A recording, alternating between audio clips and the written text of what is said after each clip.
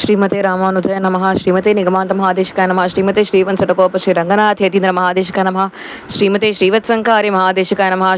श्रीमते श्री விஜயராகவாரிய மகாதேசிகாய நமஹ. இன்று நாம் இதுவரைக்கும் அனுபவித்த முதல் 11 ஸ்லோகங்கள் முதல் அத்தியாயத்தில் இருக்கோம் இல்லையோ, அதோட ஒரு சாரம் இல்லை ஒரு சின்ன ரீகேப் அதுதான் நம்ம இன்றைக்கி பார்க்க போகிறோம். அதில் முதல்ல நம்ம வியாச மகாபாரதம் எவ்வளோ ஒசத்தி அப்படின்றத பார்த்தோம். வியாச மகாபாரதத்தில் அவ்வளவு சாஸ்திரார்த்தங்கள் புதஞ்சு கிடக்கு. ஒரு சின்ன உதாரணம் அடியேன்னு சொல்கிறேன். இப்போது வியாசருடைய மகாபாரதத்தில் தர்மசாஸ்திரங்கள் நிறைய இருக்கிறதுனால தான் ரீட் இன் பிட்வீன் த லைன்ஸ்ன்னு சொல்லுவா. ரீட் த லைன்ஸ்ன்னு சொல்ல மாட்டா, read in between the lines.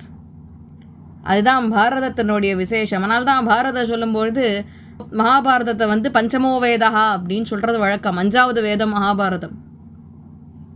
பிரதீபம்னு ஒரு அரசன், இந்த பிரதீபன் அப்படின்ற அரசர் தபஸ் பண்ணிட்டு இருக்கார். எதிர்க்க நதியிலிருந்து ஒரு பெண் எழுந்து வந்தா. நேராக இவர் மடியில் உட்காந்துட்டா. வலது மடியில், அதுவும் வலது மடியில் இவ உட்காந்துட்டா. பிரதீபன் மகாராஜா, யாரம்மா நீ? திடீர்னு இங்கேருந்தோ வலது மடியில் உட்காந்துருக்கே, முதல்ல எழுந்துருமா அப்படின்னா. இவ கையை கூப்பினா, சுவாமின், நான் உங்களை வரிக்கணும்னு ஆசைப்படுறேன், கல்யாணம் பண்ணிக்கணும்னு ஆசைப்படுறேன்னா. என்னது திடீர்னு வலது மடியில் உட்காந்தேன், இப்போ கல்யாணம் பண்ணிக்கணும்ன்றிய, யாரம்மா நீன்னா? நான் கங்கை அப்படின்னா. இந்த பாருமா, நான் உன்னை கல்யாணம் பண்ணிக்க முடியாது. ஏன் அப்படின்னா 2 காரணம் இருக்கு. ஒன்று, நான் என் மனைவியை தவிர்த்து வேற யாரையும் நான் ஸ்மரிக்க மாட்டேன். நான் ஏக பத்னி விரதன். நான் வேற யாரும் நினைக்க மாட்டேன், வேற யாரும் கல்யாணம் பண்ணிக்க மாட்டேன். 2வது, இன்னொரு காரணம் இருக்கு, சொல்கிறேன். நீ இப்போ வலது மடியில் உட்காந்து. இந்த வலது மடின்றது என்ன ஸ்தானம் தெரியுமோ? தர்மத்தில், தர்மசாஸ்திரத்தில் வலது மடியில் ஒரு பெண் தான் உட்காரணும். அதாவது தகப்பனார் மடியில், அப்பா மடியில் ஒரு பொண்ணு உட்காரணும்னா வலது மடியில் தான் உட்காந்துக்கணும். ஒரு அப்பா அவளின் மடியில் ஒரு பெண் அமரணும்னு சொன்னாக்க வலது பக்கத்து மடியில் தான் அவள் அமரணும்.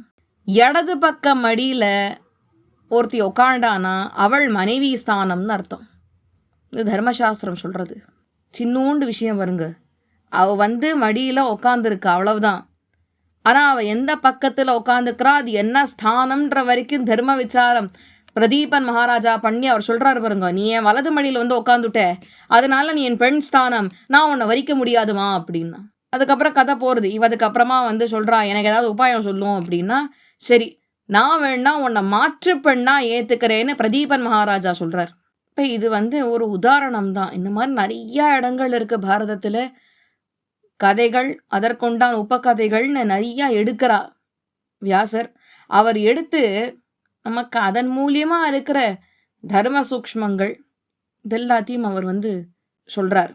தர்மக்ஷேத்ரே குருக்ஷேத்ரே திருதராஷ்டிர உவாச்ச தர்மக்ஷேத்ரே குருக்ஷேத்ரே சமவேதாயுத்சவ மாமகாக பாண்டவாஸ்டைவ கிமகுர்வத சஞ்சய அப்படின்றது தான் கேள்வி திருதராஷ்டிரருடையது. அவர் முதல்ல என்ன கேட்கிறார்? சஞ்சயனே, இந்த தர்மக்ஷேத்திரம் என்று சொல்லக்கூடிய குருக்ஷேத்திரம், அங்க என்னுடைய 100 புதல்வர்களும் பாண்டவனுடைய 5 புதல்வர்களும் சண்டை போடணும், யுத்தம் புரியணும் அப்படின்ற சம எண்ணத்தோடத்தானே அங்கே போயிருக்கா. பாவா 2 பேர் அங்கே என்ன பண்ணிட்டு இருக்கான்ற இந்த கேள்வி மேலோட்டமாக பார்க்கறச்சே, சுவாமி சண்டை போடணும்னு எண்ணத்தோட போயிருக்கானா அவன் அங்கே என்ன பண்ணிட்டுருப்பா, வாழையில போட்டு சாப்பாடை சாண்டிருப்பா அப்படின்னு நமக்கு நினைக்க தோணும். உட்கருத்து அது வல்ல. அவனுடைய எண்ணம் இது தர்மக்ஷேத்திரமாச்சே, தபக்ஷேத்திரமாச்சே. இந்த க்ஷேத்திரத்தில் இவா 2 பேர் யுத்தத்துக்கு முன்னாடி என்ன பண்ணிட்டு இருந்தா? ஏன் இவனுக்கு இந்த கேள்வி? என்ன ஆச்சு, என்ன காரணம் அப்படின்னு கேட்டதுக்கு தான் நம்ம பார்த்தோம். அது தர்மக்ஷேத்திரமானபடியினாலே அந்த மண்ணினுடைய வாசனையினால எங்கேயாவது இவா 2 பேருக்குள்ள இருக்கக்கூடிய அந்த பகைமை போய் 2 பேரும் பிராத்தாக்கள், அண்ணன் தம்பி, பிள்ளைகள் அப்படின்ற அந்த எண்ணம் அவளுக்கு திரும்பி ஏற்பட்டு ஒன்று சேர்ந்துட்டானா ஒன்னா வாழணும் அப்படின்ற சூழல் ஏற்பட்டுடுமே. ஏன்னா அந்த மண்ணினுடைய வாசனையினால இவாளுக்கு பகைமை போயிடுத்துனாக்க இவாளுக்கு சண்டை போடணும்ன்ற எண்ணமே அப்புறம் இருக்காதே. அதனால திருப்பி ஒன்று சேர்ந்து வாழணும்னு தான் நினைப்பா. அந்த எண்ணம் வந்துருத்துனா அப்புறம் 2 பேரும் ஒன்று சேர்ந்து வாழ வேண்டிய ஒரு சூழல் ஏற்பட்டுடுமே, 2 பேர் நடுவில் இருக்கிற பகைமை போயிடுமே அப்படின்னு திருதராஷ்டிரனுக்கு ஒரு எண்ணம் வருது. அதனால தான் இந்த கேள்வி கேட்கிறான். யுத்தத்துக்கு முன்னாடி 2 பேர் என்ன பண்ணிட்டு இருந்தா அதை சொல்லு எனக்கு சஞ்சயா அப்படின்னு சஞ்சயன் பேச ஆரம்பிக்கிறார். சஞ்சய உவாச்ச திருஷ்ட்வா தூ பாண்டவானீகம் வியூடம் துரியோதனஸ்ததா ஆச்சாரியம் உபசம்கம்ய ராஜா வச்சனம் அப்ரவீத் பஷ்யைதாம் பாண்டுபுத்திராணாம் ஆச்சாரிய மகதீஞ்சமும் வியூடாம் द्रुपदपुत्रेण तव शिष्येन धीमता अत्र शूरा महेश्वासा भीमार्जुन समायुधि युयुधानो विराटश्च द्रुपदश्च महारथः दृष्टकेतुश्चेकितानः काशिराजश्च वीर्यवान् पुरुजित् कुन्तिभोजश्च शैब्यश्च नरपुङ्गवः युधामन्युश्च विक्रान्त उत्तमौजाश्च वीर्यवान् सौभद्रो द्रौपदेयाश्च सर्व एव महारथाः. திருஷ்ட்வா தூ பாண்டவானேக்கம் என்ற ஸ்லோகத்திலேருந்து ஆரம்பித்து துரியோதனன் தன்னுடைய எதிர் அணியில் இருக்கக்கூடிய பாண்டவர்கள் சைன்யத்தை முதல்ல பார்க்குறான். பார்த்துட்டு தன்னுடைய ஆச்சாரியன் துரோணாச்சாரியன் இடத்துல பக்கத்தில் போயிட்டு மெதுவாக காதுபட பேச ஆரம்பிக்கிறான். என்ன விஷயம்னாக்க பஷ்யைத்தாம் பாண்டுபுத்திரானாம் ஆச்சாரியர்